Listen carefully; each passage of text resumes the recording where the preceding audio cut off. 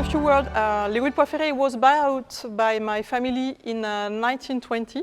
So we were supposed to celebrate the centenary in 2020, but because of COVID, you were supposed to come 2 years ago, and we were supposed to go to the United States to celebrate this centenary. So the good news is that now we are going to be able to present the 2020 vintage. We are going to organize a few events to celebrate this anniversary. And we have now the bouteille en livrable because bottling was done last June. So for tonight, the subject we decided to present is the impact of the improvements in the vineyard and in the estates on the quality of the wines. So Mathieu and Anne are just pouring the wine. So we have 3 vintages tonight. And 4 other ones for the dinner, but you can taste the 2008, 2010, and 2016. So I'm going to give you a few information. Just before forgetting, at the end of the dinner, I prefer waiting to give you the book because it's difficult to listen to me and to see the book, but just to tell you that we made a book called Cuvelier Spirits, in fact, just to explain the history, first of all, of Léoville before the French Revolution, and after that, creation of Léoville-Barton, Léoville-Lascaz, Léoville-Poyferré, and also about the history of our family. So we have, with Anne, we have just 2 sisters. We have our great-great-great-grandfather who created a wine merchant business in north of France, in Lille, in 1804. And after that, we bought Château Le Croc in Saint-Estèphe in 1903. So this is the bottle of Château Le Croc, if you can see the labels after. And in 1920, so Château Léoville-Poyferré.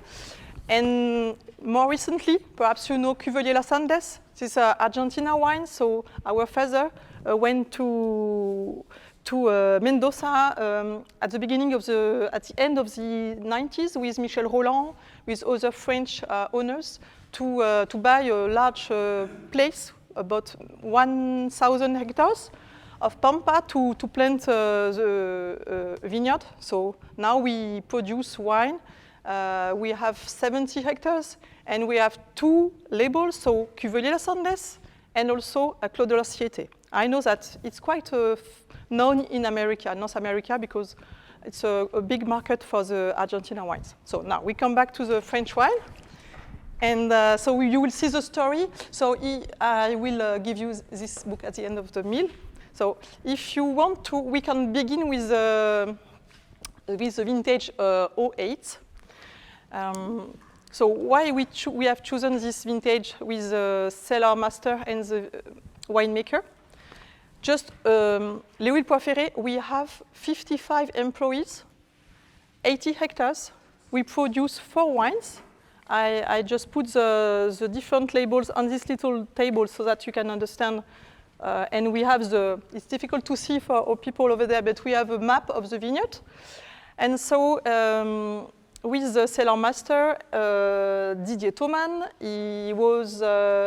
he's been working for us since 2005. And for him, it's very important year, the 2008, because it was a turning point for Léoville-Poyferré. In fact, it's the first year that the blend is tightened to obtain a more precise tannic structure. So it means that it was the beginning of working with press wine.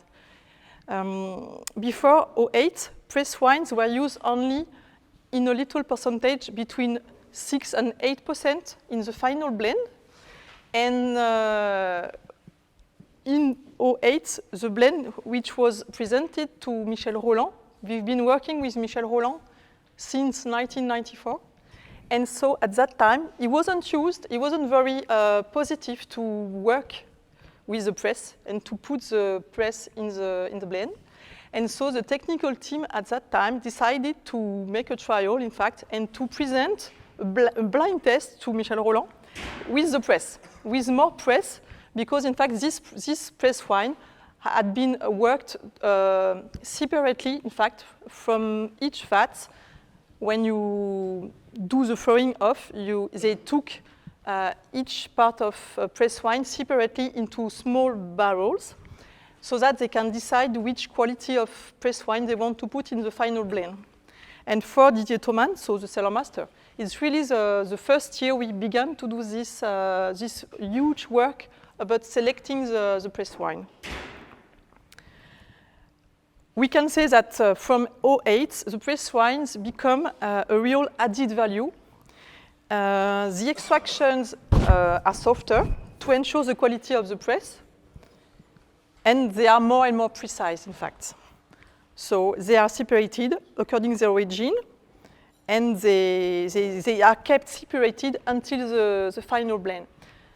One difference in Léoville-Poyferré in the way we work the blend is that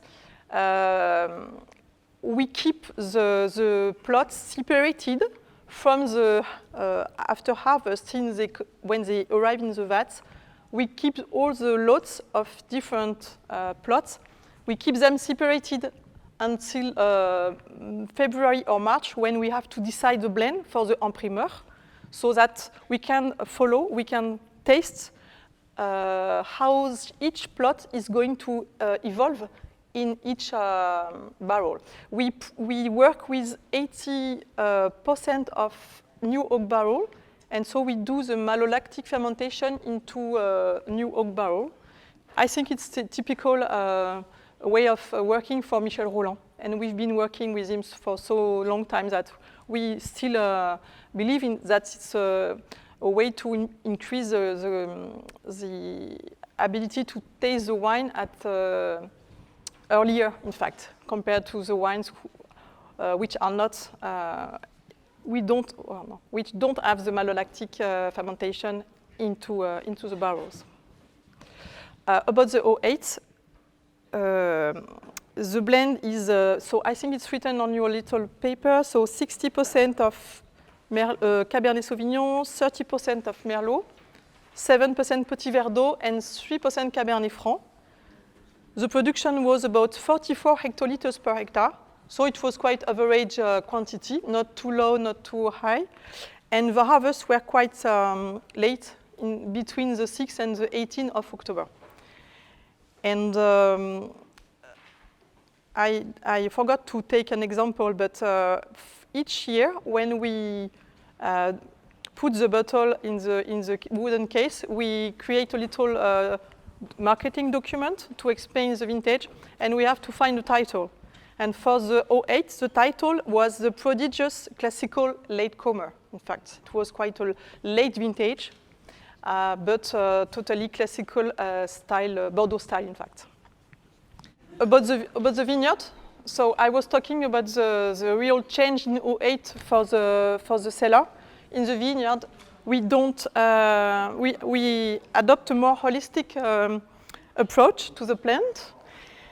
And by stopping all chemical weed killers, and also coming back to the soil tillage, and also sexual confusion, so no more insecticides, in fact. So from 2008 until now, I will tell you about the evolution since 2008, but still evaluate. Please, if you have any question, don't hesitate. I will try to answer.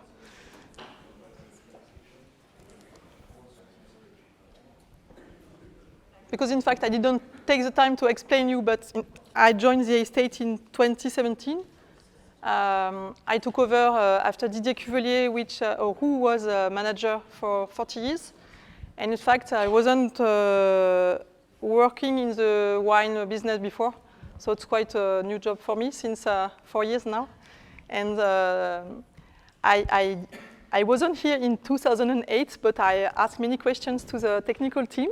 So I will try to answer, but I'm not sure I have all the answers. But I was just curious, what was it that caused you to harvest so late that year? Why we harvested so late?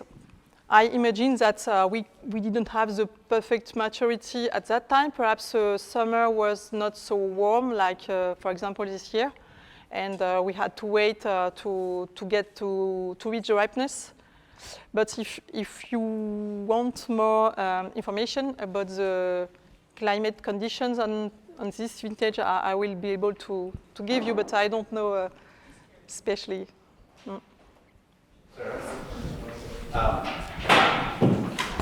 The tannins in 2008 are still very present, and I was wondering if you recall the method used for either pumping over or punching down.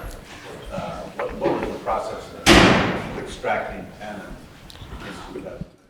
I think that in 2008 we had the same way of working than today. So we have 4 pumping over. Yeah, we have remontage. We have 4 per day. So one early at 6 in the morning, and another one at 12, another one about 4 p.m. and the last one is about between 8 and 9 p.m.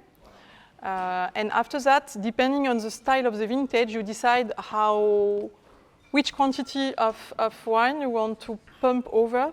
And so depending on the pump you use, you have to calculate the time you're going to make this pumping to get enough extraction of tannins. But you must be really careful depending on the style of the vintage. For example, in 2022, you know, I'm sure you have seen the bunches and the size of the berries. They are very small, like in 18. And so this year, we know already that we are not going to do the same as long as pumping over to extract the tannins, because while you're doing nothing, after a few hours, the wine is already black. In fact, this year, we can see the day after harvesting, you take a sample in the vat, and it's just incredible. It's already totally dark, in fact. So we have to take care about that. I don't think that in 2008 it was so concentrated, in fact. So in this year, in 22, with the concentration of the berries themselves, you will not pump over as frequently for extraction? We will do shorter pumping over compared to 2021, for example. Usually, the method is to pump over une fois et demie, I don't know in English. So 1.5 volume pumping over to get the color and the tannins. We know that for the 2022, it will be only 1 volume, not 1.5. So we have to divide the time. This will be faster done, in fact. Excellent, thank you. Yeah. Since 2010, what year was the earliest harvest? 2010? Since 2010. Since the earliest? The earliest harvest. I think it was in 2020. 2020, we had harvest between the 14th and the 30th of September. So 2020 was quite early, in fact. But the earliest for us was 2003. So you're going to have for lunch, for dinner, you're going to have the 2003, so you can compare. Now, let's talk about the 2010. The title on the little marketing document was the first fabulous trilogy of the 21st century, because the 2010 came after the 208, the 209, and so 2010. So a little bit like the 2018, 2019, 2020. We also have a kind of trilogy, but it's not the first one. It's the second one in the century. 2010 for us, it was a very important year because we had several improvements in the winery. First of all, we had 20 new vats with double wall and tronconic shape to allow the cold pre-fermentary maceration. So we can extract the pre-fermentary aromas thanks to these tanks. And also, we began to work with the optical sorting table. It's a really big improvement on the quality of the berries. So I think these are the two main changes for this decenny. From 2010, we still get the advantages of this optical sorting table now, and also and the tronconic vats also. About the blend, we have 56 Cabernet Sauvignon, 34% of Merlot, 7% of Petit Verdot, and 3% of Cabernet Franc. Quite a classical blend for Léoville-Poyferré. Until recently, we saw that 2010 is still a baby, in fact. Still very young vintage, as you can taste. Still quite... Did you still use the press line in this one? Yes, in fact, we really began to use the press wine in 2008. And after that, all the time, we between 10 and 12%. It depends on the quality of the press, because you have a relationship between the vin de goutte, the running wine, and the press wine. So you have a relationship because sometimes when you have a fantastic level of running wine, you have a very poor press and the contrary. So it's difficult to have at the same time very high level quality wine and the very high quality press wine, in fact. So in French, we say, c'est les vases communicants. If you get something in this wine, it's difficult to get this in the press wine, you know, the relation between both. So for the 2010, I was saying that for some people, if you're going also for the dinner, you're going to taste the 2009, and it's a bit like the 2019 and 2020. Some people, they prefer the 19, and other people prefer the 20. It's the same for the 09 and the 10. And we usually say that the 2009 is more charming wine, more, how do you say, yes, charming wine and with power and a lot of alcohol. And the 2010 needed more time to get ready. And now, for some wineries, you tell me what you think about our 09, but for some wineries, in fact, the 09 is perhaps a little bit not finished, but at the end of his life.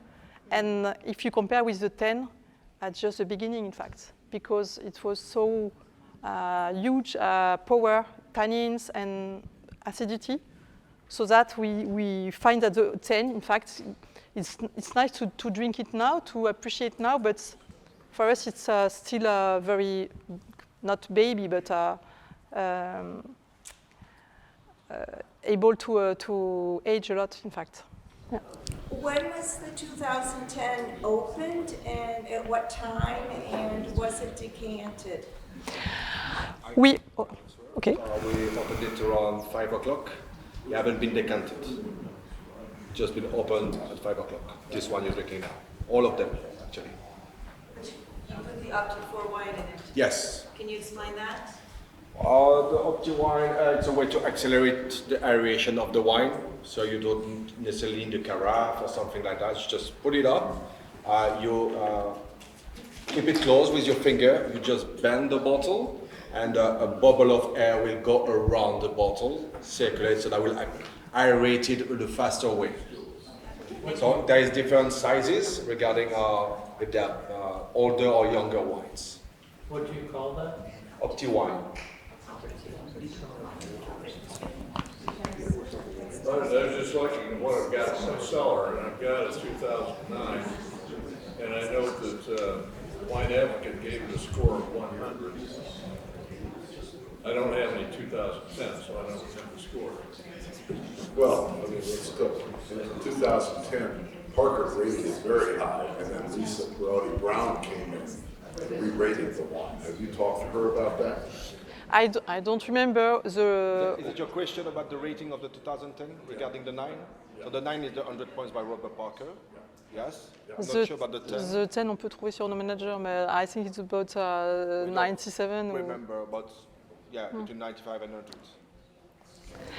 I think I'm doing testing of the 9 and the 10 quite often to the people, and I think the 9 is very on the masculine side and the feminine side for the 10. The 10's got more plummy nose because you have a bit less Cabernet Sauvignon, so give more room to the Merlot to express itself. The 9 is very hot season, hot weather, so it was more sunny hot on the 9, sunny cold on the 10.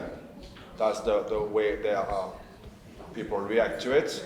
The 9 is more juicy, more velvety in a way, with more ripe fruits, blackcurrant, cassis, those kind of things. The 10 is more subtle, is leaner, but it's a beautiful nose, I think. More complex, I would say.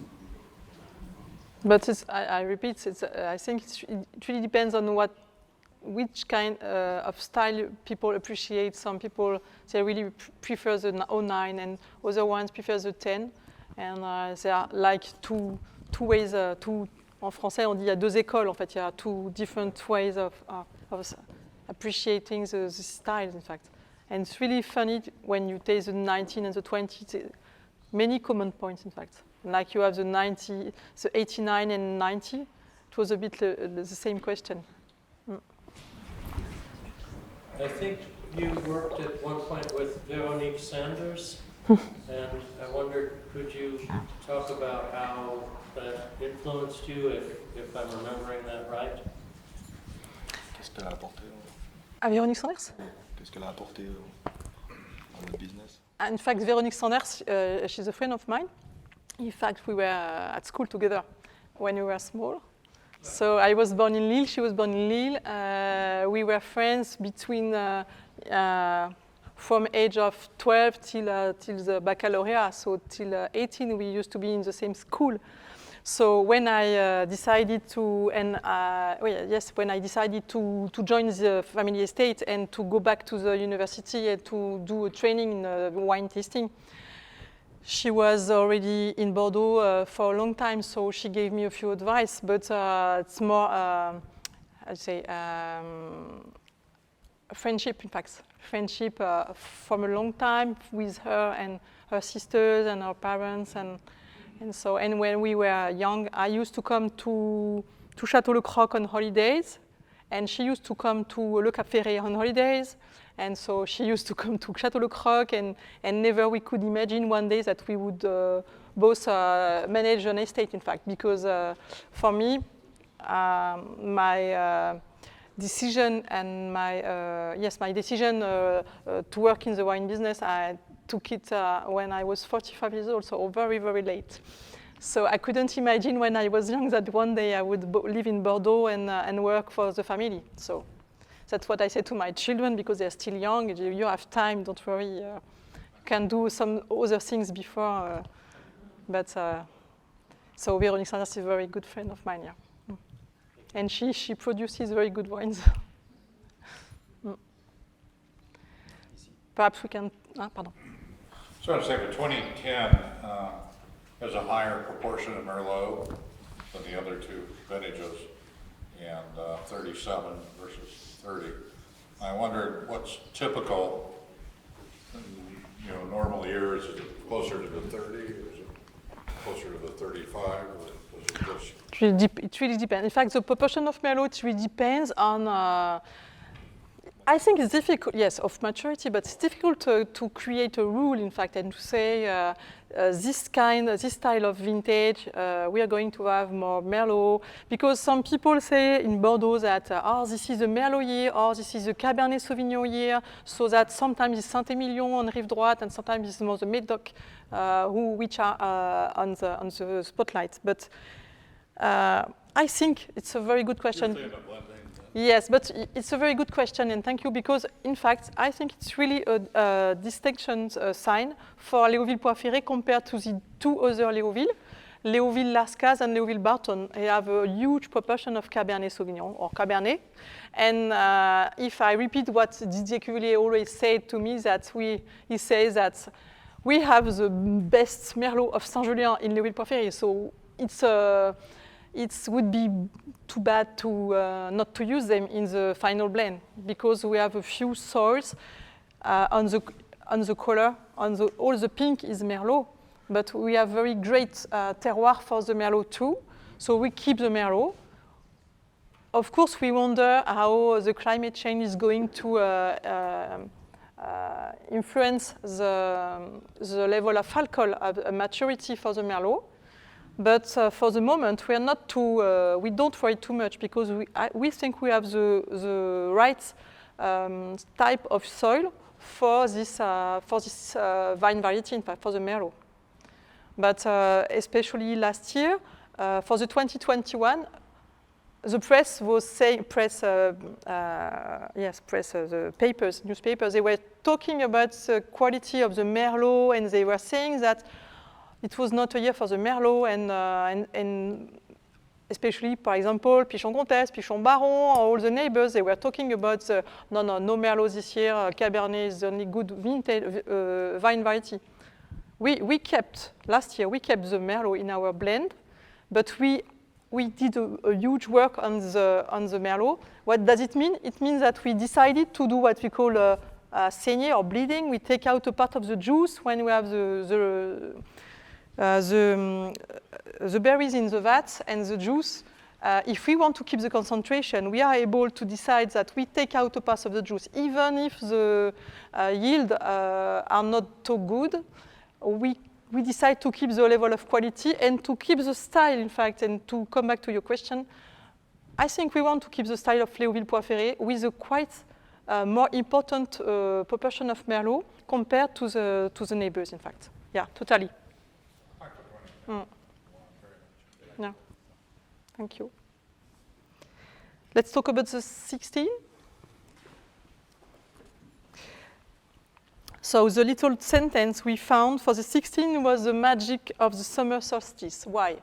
Because in 16, and it was the same in 18 and in 20, we had no spring. In fact, we had a very more or less cold and wet winter, but very bad weather for the spring. So no humidity, cold. So the year was beginning. It was not very funny, and we were scared about the future of the vintage. And just from day to another, in June, I think the date is 2021, le 21 juin, c'est le solstice d'été, and the weather just changed, in fact. So from one day it was raining, cold, and still not the spring, and we came from the winter to the summer without spring, in fact. So that's why we say that the magic of the summer solstice, because from the 21 of June until the end of I think, end of August, or until the date of the harvest, we had a fantastic weather, in fact. So a lot of sun, a lot of heat, enough water, because we had a lot of water during the spring, so no problem of hydric stress. And so it gave us a very high level vintage.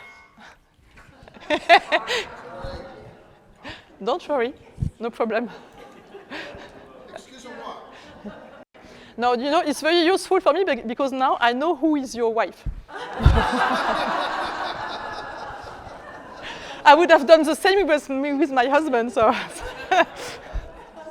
so funny.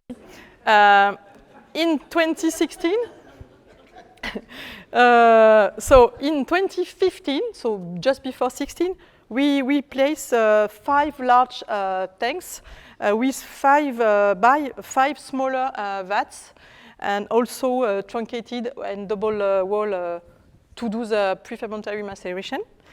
And so we had in 2016 the ideal vat cellar, vat house with 57 thermoregulated tanks, including 27 conical vats, and with different size depending on the plot. So each plot of the map has one vat, in fact, and so we can adapt the way we work with the bunches and with the berries. There are a few exceptions with this rule, because with a very, very small yield, like in 2021, we had a very small production. We couldn't respect one plot in one vat because the vats were half full.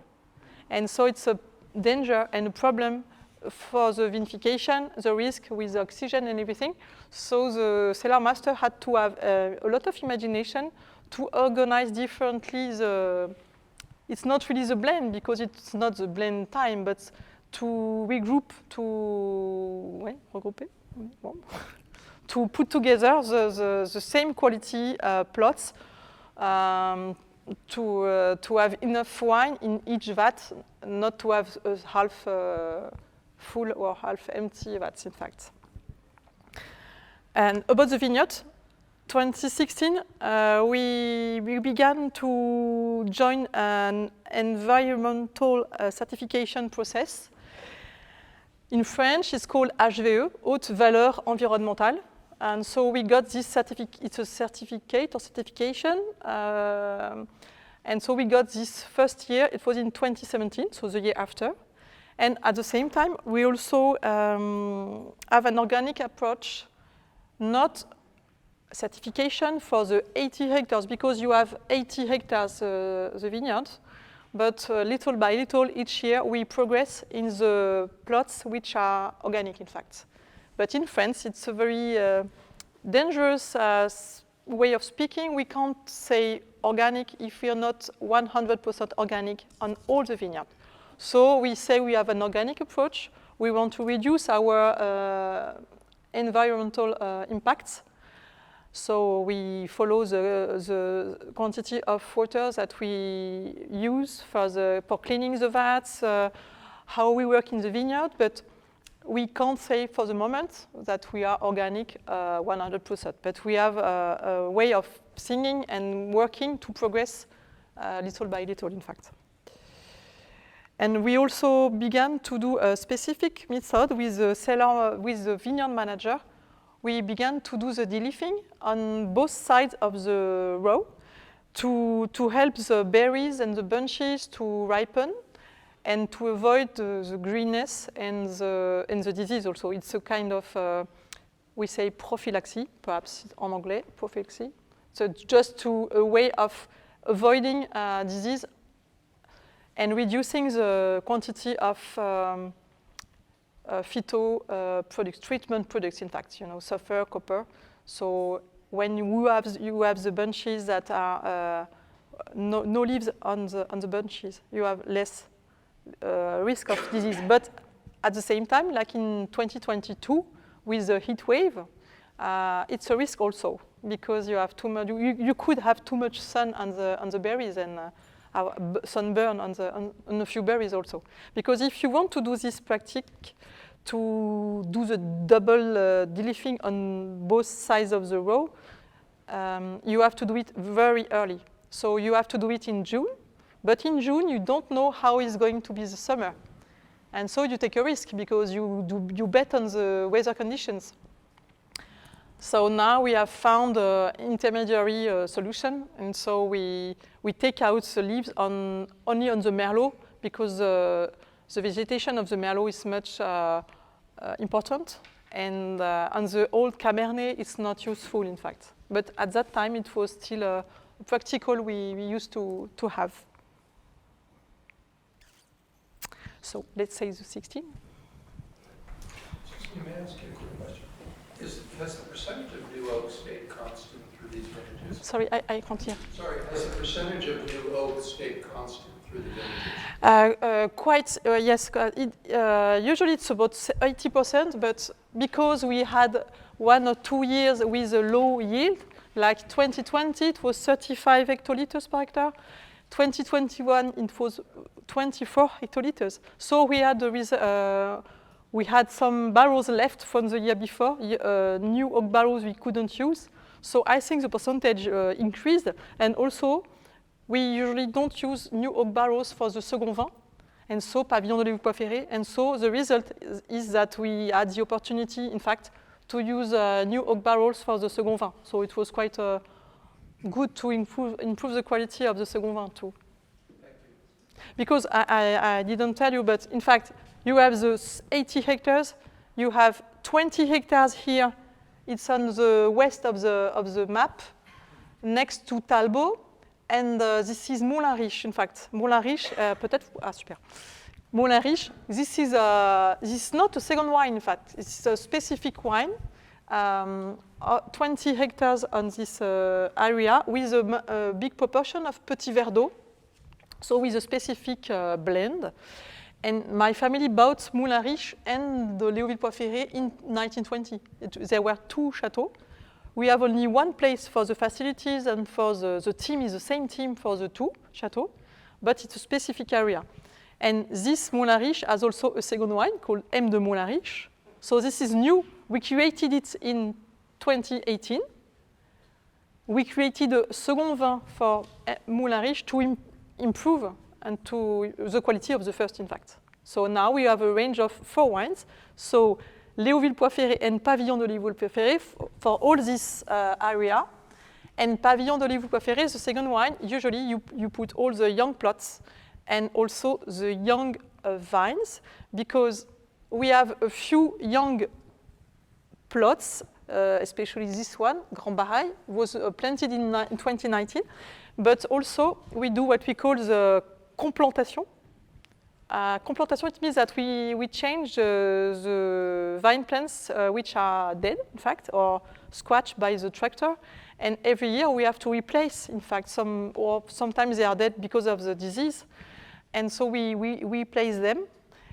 It means that in the vineyard, you have on a plot, perhaps you have a plot age 50 years or 60 years old, but on this plot you have a proportion of young, all ages, in fact, plants. And so since, I think, since 2017, we decide to increase the quality. We decide to harvest these young plots, no, not plots, but vines, before.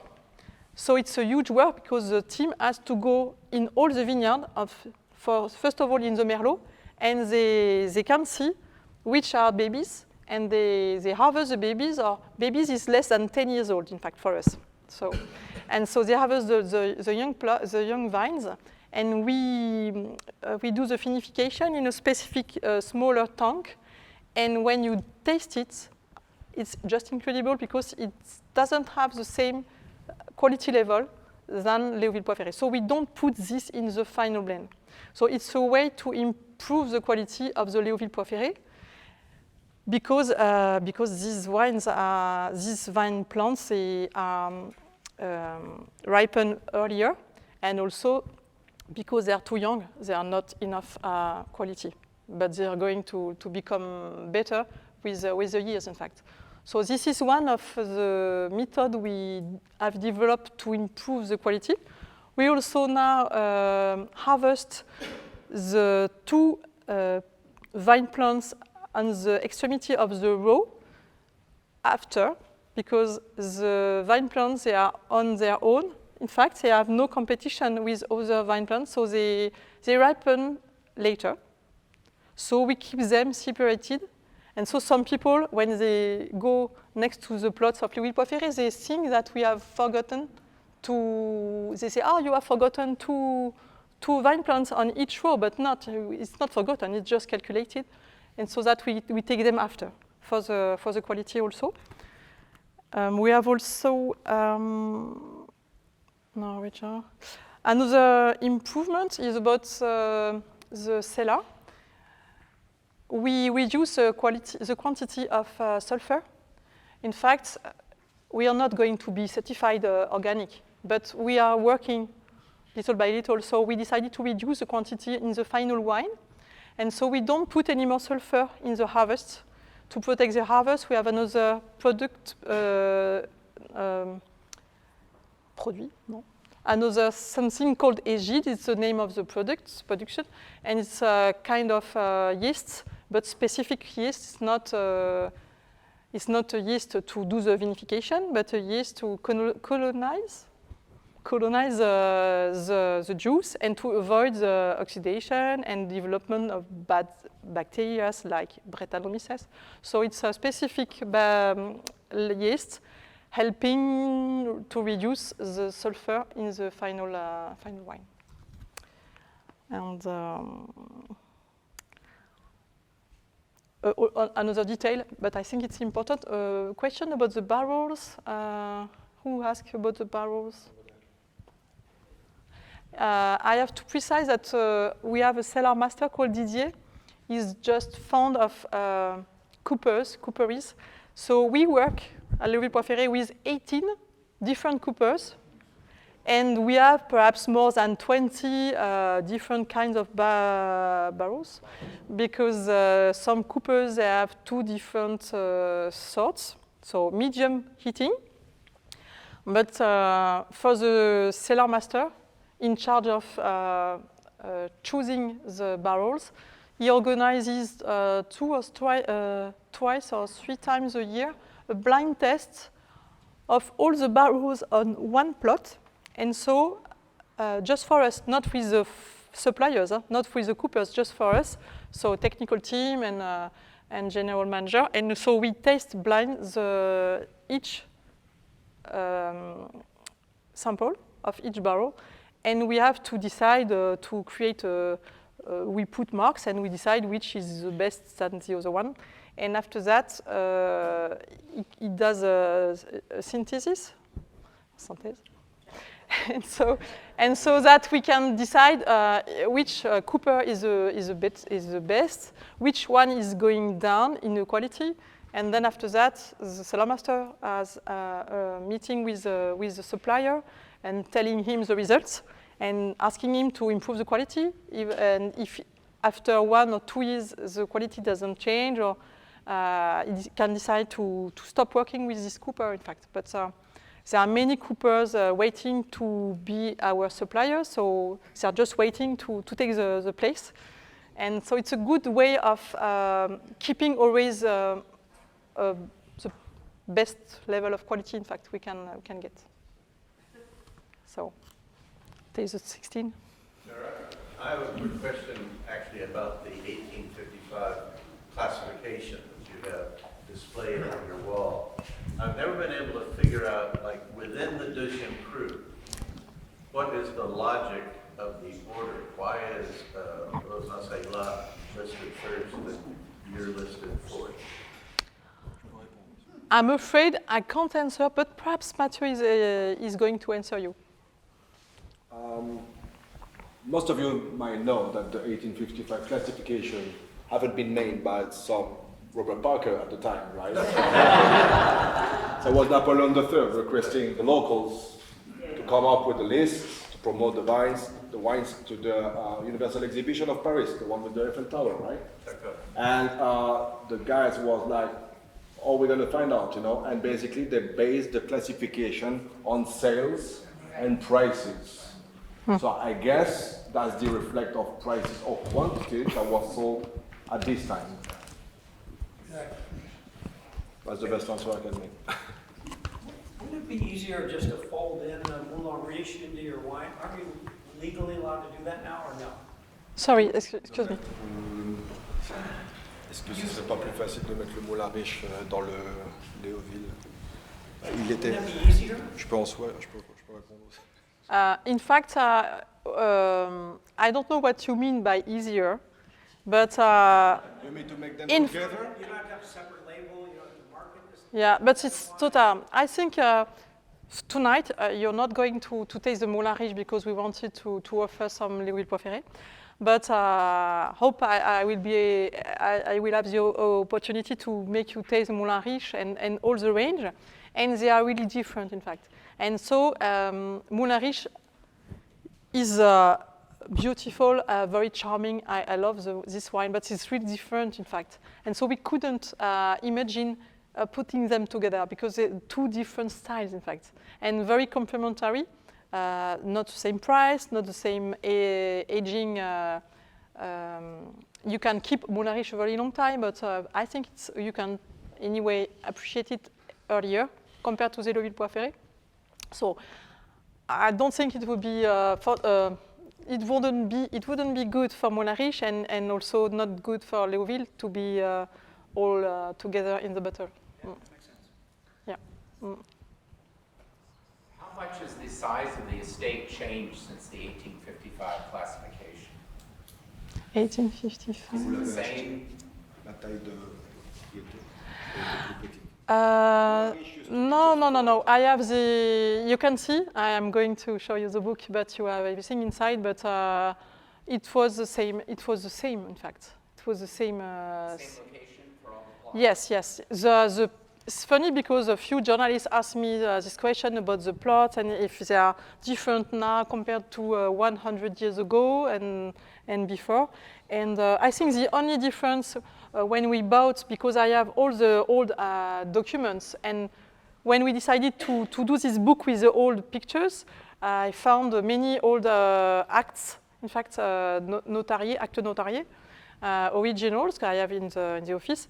And before Lecompte-Cuvelier, Léoville-Poyferré was owned by the Lalande family, the broker. And they also have, they had Léoville-Poyferré, Moulin Riche, and also another one called La Couronne. La Couronne, I think it's next to Grand Puy Lacoste or Bataillé. I don't know the size, but I know that on the old maps, we can see La Couronne, but they didn't sell it to us. That's the only difference.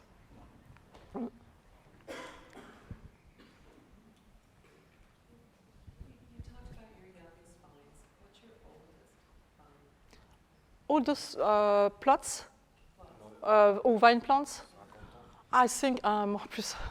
No, we have. I wouldn't. I'm not sure exactly for 1 year, but we have some plots that are older than 70 years old, in fact. So we have very old plots. The average is 40. But you have very young ones and you have very old ones, in fact. The only problem for the very old vines plants is that even if the quality is fantastic, but the quantity is smaller.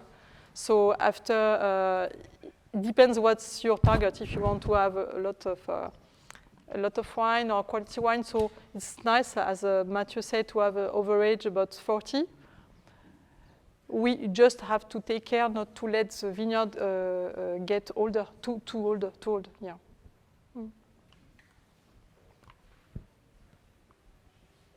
Thank you. If you have no more questions.